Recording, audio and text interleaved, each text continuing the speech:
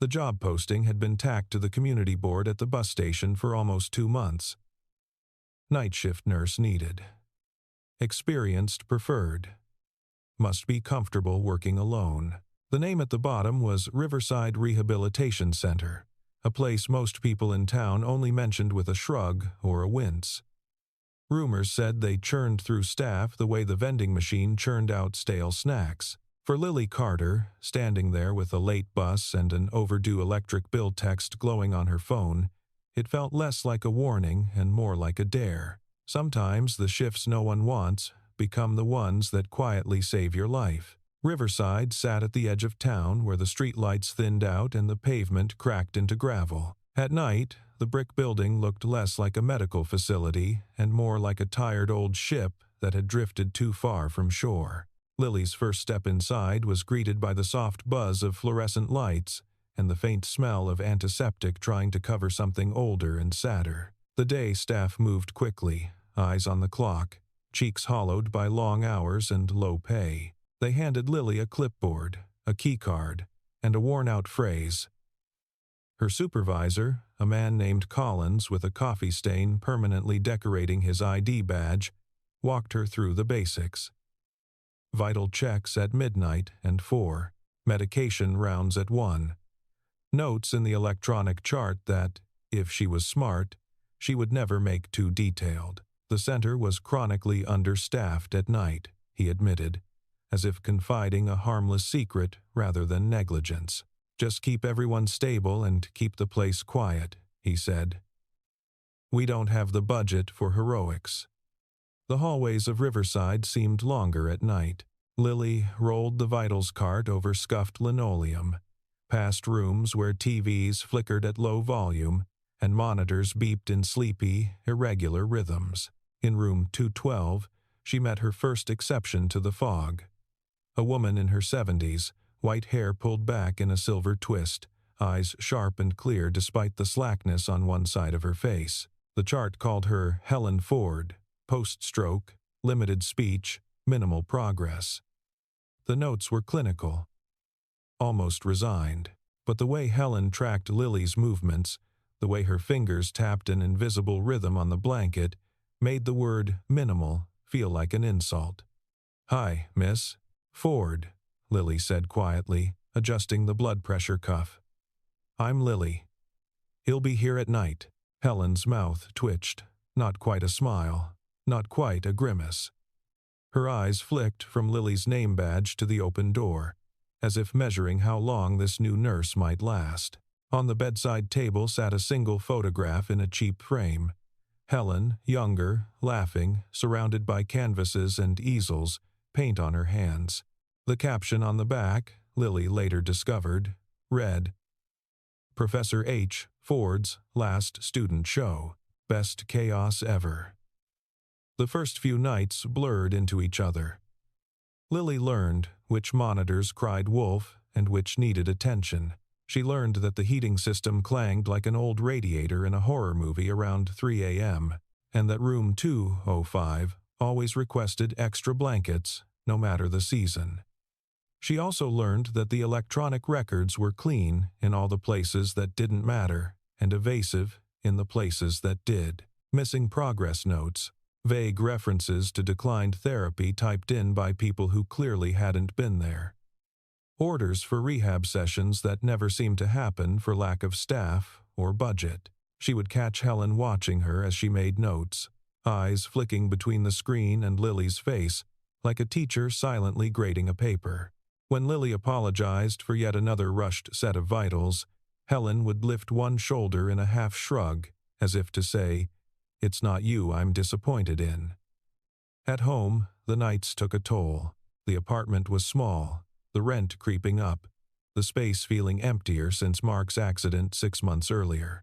Her 10-year-old son, Evan, slept on the pull-out couch most evenings, his homework spread out like fallen leaves across the coffee table. Some mornings, Lily would find him with her husband's old harmonica still clutched in his hand, thumb polished smooth over years of nervous rubbing. When the babysitter canceled 3 shifts in a row, and her sister stopped answering calls with too tired for this, Lily ran out of options. On a cold Tuesday evening, with her uniform still damp from the dryer and Evan hugging his backpack like a life jacket, she made a decision she'd sworn she wouldn't make. "You'll stay in the break room," she told him in the parking lot of Riverside, voice low but firm. "You've got your homework, your snacks, and your book. You don't leave unless you need the bathroom, and you stay where I can see you." Evan nodded, wide-eyed and anxious, but trying to be brave. The harmonica was in his pocket. She could see the outline through the fabric. "What if someone gets mad?" he asked. "They won't," she said, hoping it was mostly true. "And if they do, they talk to me, not you." The night started like usual. Lily did her first rounds, introduced Evan to the ancient couch and flickering TV in the staff room, walked him past the vending machines so he wouldn't get lost. For a while, everything was under control. But control and night shifts have a way of negotiating behind your back. Around 11, the staff room door eased open and a thin stream of harmonica notes leaked into the hallway. It was an old melody Mark used to play, something between a lullaby and a broken hymn. Lily was halfway through charting in the nurse's station when she noticed. She should have marched him back inside and scolded him. Instead, she paused. The sound floated down the corridor, around corners, slipping under doors like soft water. In room 212, Helen's hand stopped its restless tapping. Her eyes widened, turning toward the door. Her fingers moved, then her lips, shaping silent syllables to match an invisible song she seemed to recognize. On impulse, Lily stepped into the doorway. Helen's gaze snapped to her, then to the hallway, as if asking, "Do you hear that too?" "That's my son," Lily said quietly. "Sorry. He wasn't supposed to." Helen lifted her hand, trembling but intentional, and tapped her chest twice, then pointed to the hallway. Her throat worked around sounds that didn't quite form words. It took Lily a second to understand. "Don't apologize." More. The next night, Lily brought Evan again, this time on purpose. She still made him promise to stay close, but when his homework was done and the hallway had settled into its usual hush, she nodded toward Helen's room. Evan swallowed, pulled the harmonica from his pocket, and stood just inside the doorway. "Only for a few minutes," Lily whispered. "Soft, okay?" He started to play, the same tune from the night before, a little shaky at first, then steadier as his fingers remembered the weight of it in his father's hands. Helen closed her eyes and took a slow, deep breath. Her left hand, her good hand, rested on the bed rail in time with the music. Then something shifted. Her jaw tightened, lips moving. A single sound escaped, small and rough. "Ma." Lily's heart kicked. She moved closer, chart in hand forgotten. "Miss Ford?" Helen's brow furrowed, like a person trying to recall a word stuck at the edge of memory. A second sound came, then a third. Fragmented, broken, but undeniably speech. Evan, sensing something important, kept playing. By the time he stopped, Helen was sweating, exhausted, but there was a glow in her eyes that Lily hadn't seen before. Not just frustration or resignation. Something like proof. Proof that the person in the chart and the person in the bed were not the same. Later, in the dim light of the nurse's station, Lily dug through Helen's physical chart. An old, thick folder with edges gone soft. Behind the recent stroke notes and medication lists, there were printouts from years ago.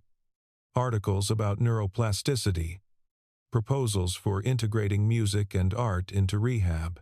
One document in particular had Helen's name at the top, Pilot Program, Creative Modalities in Post-Stroke Recovery. The date was 5 years before, the sign-off line stamped, Not Approved, Cost. In the break room, Evan slept with the harmonica on his chest. Lily stood over him, feeling two things at once. An ache for her husband, and a strange, steady flame of anger at a system that had put cost above everything else. The unofficial sessions became their secret routine. Around midnight, when meds were given and vitals were stable, Lily would bring Evan down the hall. Sometimes he played, sometimes they simply hummed together. Other patients began to listen, heads tilting toward the door, fingers tapping the rails. A man in 207, who hadn't smiled in weeks, grinned crookedly when Evan slid a few clumsy notes of a pop song into the mix. Lily started documenting the changes not as poetic anecdotes but as data. Resting heart rates during and after music. Facial expression changes, attempts at speech. She wasn't a researcher, but she knew enough to recognize a pattern, especially when that pattern looked suspiciously like progress. When Collins caught wind of it, he didn't think in patterns or progress. He thought in paperwork. "You can't just bring a kid in here to experiment on patients," he hissed in his office, eyes darting to the closed door. "Do you know how this looks?" "I'm not experimenting," Lily replied, jaw tight. "I'm observing improvements, miss. Ford is forming sounds she hasn't made in months. You can see the chart." "I've seen the chart," he cut in. "And what I see is risk. Liability. If families complain that we're running some kind of unapproved program."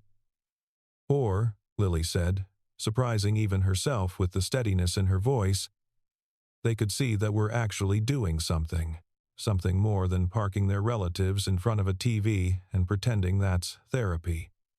His face reddened. "We don't have the staff or the funding for extras. Stick to your orders. No more music sessions. No more bringing your boy into patient rooms. You want to keep this job, you stay in your lane." The next night, the hallway felt louder in its silence. Lily still heard the tune in her head, notes ringing in the absence of sound. Helen's eyes followed her every step. Confused when Evan didn't appear. When Lily gently explained, "We have to stop for a while," Helen's hand tightened around the bed rail, knuckles white. She reached toward the tray table, fingers shaking, and pointed at a pen. With careful patience, Lily placed it in her hand and supported the clipboard beneath. Helen's handwriting came out jagged, letters fighting their way down the page. By the time she pushed it away, chest heaving, there was a single word scratched into the paper: "Tell." The next week, a memo landed in everyone's inbox. An audit was scheduled, not a routine one, the kind that arrived with warning labels and rumors. Regulatory oversight, budget reviews, outcome measures. Word spread in the break room. Riverside's numbers didn't look good. Too many readmissions, too little improvement, too many declined therapy notes attached to patients who never seemed to have been offered any in the first place. Collins held a hurried staff meeting, sweat beading at his temples. He talked about unity, about presenting a coherent narrative, about reasonable documentation. No one missed the way his eyes lingered on the line about not bringing up irrelevant irregularities in treatment or staffing. Afterward, he called Lily into his office again. This time, he didn't bother sitting down. "I need your cooperation," he said. "Your notes have been overly detailed." "Accurate," she corrected. "Detailed," he repeated. "The auditors don't need to read about every time a family asked for more rehab or complained about delays. They need to see stability, consistency. We can't afford to lose funding over a few disgruntled relatives and a handful of creative nursing practices." "You mean honesty," Lily said. "I mean survival," he snapped. "You've got a kid. You can't afford to lose this paycheck either. Sign off on what we present, keep your mouth shut about the extracurriculars, and we all get to keep the lights on." That night, the weight of the keycard around Lily's neck felt heavier than usual.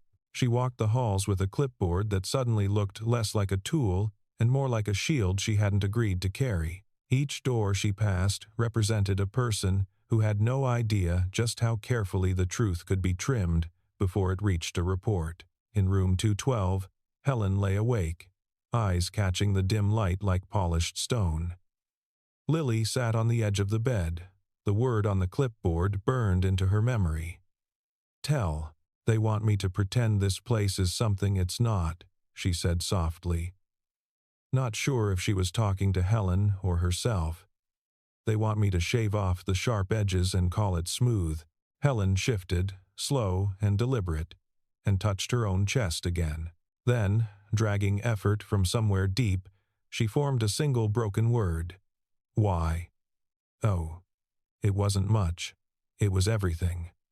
The day of the audit, the building hummed with artificial brightness. Extra staff were brought in for show. Broken equipment was temporarily spirited away. Fresh flowers appeared on the front desk, scenting the air with a sweetness that didn't belong. The auditors arrived with clipboards and polite smiles, escorted through the nicer hallways first.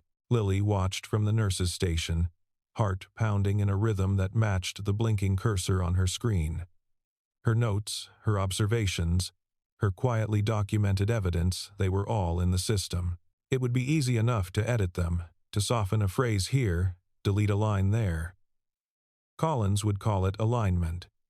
She called it erasing people. When the lead auditor finally approached her, asking for insight into everyday operations on nights, Lily felt something steady rise up through the fear. It sounded like Mark's laugh, like Evan's harmonica, like Helen's raspy "you." She took a breath and she told the truth.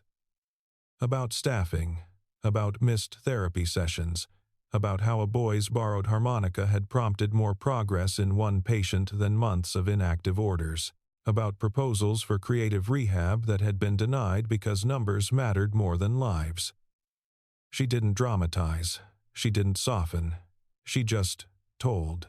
Colin's face went pale as sheets when he realized what she'd done. But it was too late to pull the words back. They were out in the hallways now, echoing off the old brick and tile. Impossible to unhear. The weeks that followed were a strange mix of chaos and stillness. There were tense meetings behind closed doors, whispers in the break room, rumors of investigation findings. For a while, Lily didn't know whether she'd walk into work and be handed a termination letter or a new set of policies. She updated charts. She listened to heartbeats. She kept showing up.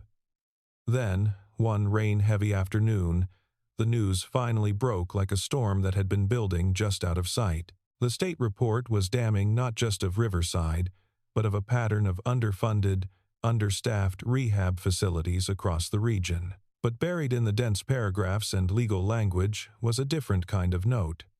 A recommendation. Pilot programs in non-traditional rehab modalities, including music and art therapy, were to be considered and, where possible, funded. Patient case examples were anonymized. But Lily recognized one in particular. An older woman, post-stroke, with limited speech, showing measurable improvement during unsanctioned music exposure. The auditors called it compelling preliminary evidence. Lily called it Helen. Collins resigned under pressure a month later. A new director came in, a woman with tired eyes and a fierce, almost stubborn kind of hope. She didn't promise miracles. She promised small, concrete changes. More staff on nights. Actual therapy sessions instead of paperwork pretending to be therapy. A small room, once used for storage, cleared out and repainted with donated labor. A sign went up over the door. Creative Recovery Studio. The first time Evan played in that room, it wasn't in secret. Families were invited, so were staff. Helen was wheeled in carefully, her eyes taking in the instruments laid out on the table. Shakers, drums, a keyboard with 3 missing keys. Evan stood in front, harmonica in hand, cheeks flushed. Lily watched from the side of the room, hands clasped around a mug of hospital coffee that somehow tasted better than usual. When Evan started to play, the sound filled the small room like sunlight in winter, tentative at first, then stronger. Helen's finger tapped the armrest in time. Halfway through the second song, she leaned forward, lips moving. "Thank." The syllables caught, then pushed through, rough but unmistakable. "Thank you," she managed. The room went still. Then the silence broke open into soft laughter, tears, the quiet rustle of people witnessing something bigger than notes and charts. Evan stared, eyes wide, then grinned so hard his nose wrinkled, just like his dad's used to. Later that night, as Lily made her rounds, the building felt different. The walls hadn't changed. The budget was still tight. Not every patient would have a breakthrough. But there was a new kind of movement in the air, a sense that progress was possible. Not just for bodies, but for systems that had been stuck in place too long. In room 212, Helen dozed with a small battery-powered radio on her bedside table, playing low. Lily adjusted her blanket and paused, listening. It wasn't the exact melody Evan always played, but it echoed the same rise and fall, the same stubborn hope. Driving home at dawn, the sky just beginning to bruise into pink above the sleepy town, Lily realized that the job she'd taken out of desperation had become something else entirely. It hadn't fixed everything. The grief for Mark was still there. An ache with edges worn smooth over time but never gone. The bills still came. The nights were still long, but somewhere between the blinking monitors and the thin hospital blankets, Shed found a reason to keep showing up that wasn't just survival. Shed found a community of people learning, in their own imperfect ways, to come back from the brink. Shed watched her son transform his sadness into something that helped others breathe easier. Shed seen a woman who had once lost her words find a way to say thank you again. The job no one wanted had not turned her life into a storybook. It had done something quieter and, in its own way, more miraculous.